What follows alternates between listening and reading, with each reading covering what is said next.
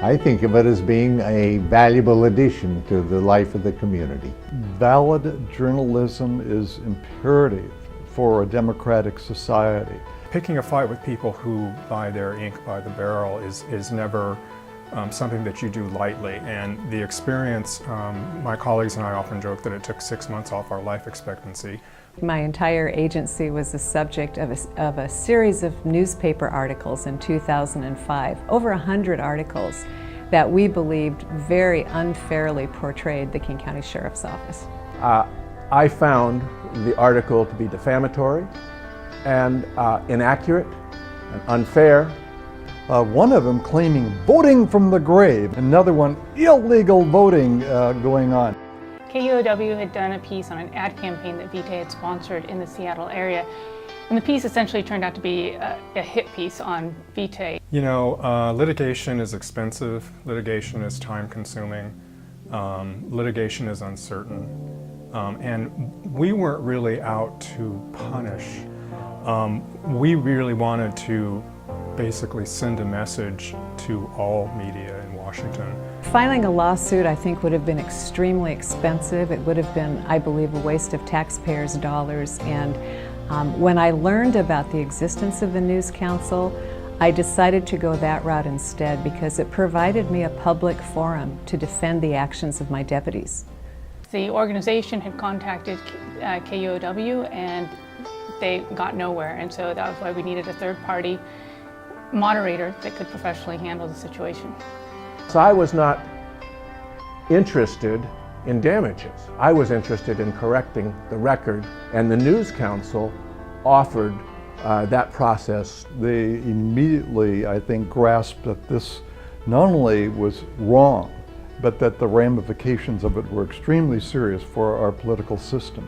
In fact, I was surprised at the lengths they went to ensure that the hearing provided both sides with an adequate opportunity to state their case.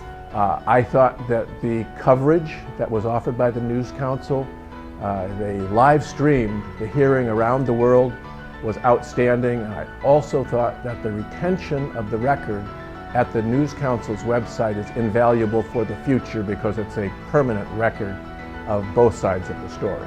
The organization that I represented, Vitae, they were very impressed. Other organizations that we worked with, you know, our network basically knew about the procedure and was really thrilled. What really struck me the most was the number of reporters and editors, people within the news media, who contacted me while our process was moving forward. They were interested in talking about a process that I think was fascinating to them.